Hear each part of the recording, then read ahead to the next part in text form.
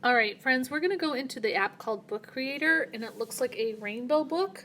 Here you can see it on the bottom of my page and also in the middle above the T. I click on that, and then I want to be in the home screen. Your home screen should look like this. Then what I'm going to do is up here at the top it says New Book. Please click on New Book. Do not click on anything if it says here or anything like that. You want New Book. Then I click on Landscape, which says 4:3 next to it. So I click on Landscape, and now I have a blank cover for my book. Up here at the plus, I can go to the plus. When I click on that, I can say Add Photo. Well, because my book is about ladybugs, I'm going to go here into my camera roll, and I'm going to choose a ladybug. So I click on that, and there's my ladybug. I can make it big, I can move it, just like that. Now, I can go up to the plus, and I'm going to say what this is going to be. It's going to say ladybug or bugs, and then I'm going to push return, and I'm going to say by Mrs. period is under the question mark, Matthews, Matthews, and I say done. Okay, and now I'm going to move this so I can see it. Well, right now that looks boring. I wouldn't want to read this book. So I'm going to go up here to the eye. When I go to the eye, I can now choose a background color. So let's see, yellow. Oh, but wait a second. It didn't do background for my page. It did background for my box. So I'm going to go back there.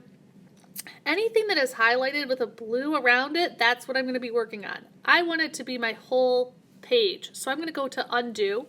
And now I'm going to click on the background. And I go to eye.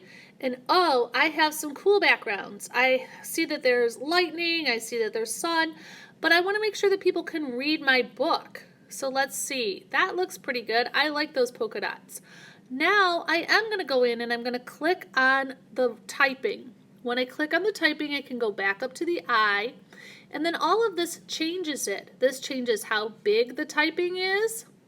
It still has to fit inside my box. Oops, that's not inside my box, so I got to stretch my box out a little bit. And I'm going to make that a little smaller, so I go back up to the eye, and I make it smaller. Okay, that is starting to look good. I go back to the eye, and now I can choose, if I choose the B, that's bold. If I choose the I, that's italics, U is underlined. And then here above the black box, that's the kind of font it's going to be. So, oh, I can choose this font right here. That looks kind of nice for a book. I want to make sure that people can read it. So I picked that one. And I can still doctor this up a little bit. I can go to the I, and now I can say, oh, what color do I want it to be? So I click on the black bar. When I click on that, I could say red. Oh, for ladybug, that's not too bad. I like it black though, and I'm going to go back. And now it says, what is the background of the box going to be? Well, here I could make that background red, or I could make it yellow, or I could make it dark gray. That kind of goes with my theme. That looks kind of nice to me. So then the next thing I can do under the eye is, oh, this tells me, do I want to put it in the middle? That, just by clicking that one little square, it moved it right over to the middle. And now that's looking like a nice first page.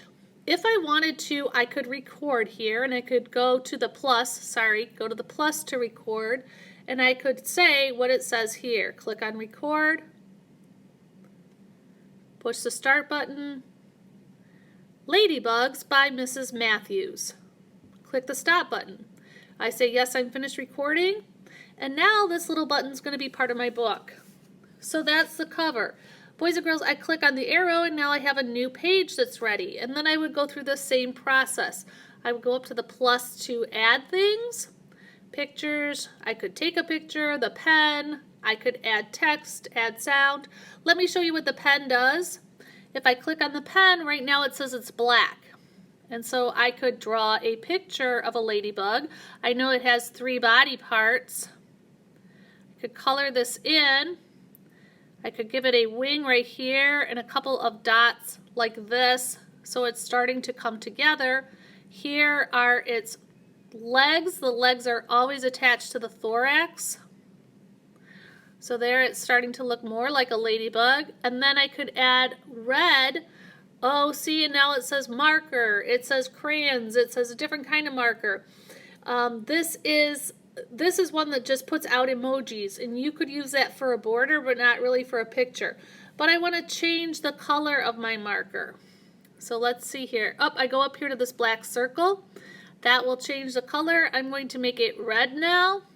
When I go in, I'm going to color this in so that it looks like a ladybug. Now I can save this as a whole nother page. I could add some text. I could say ladybugs live in fields and forests. That is up to you, but I have to get my facts in my book.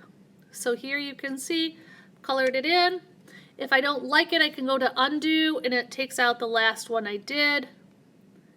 I could still go to undo, and there's also an eraser up at the top. So this is starting to look pretty good, right?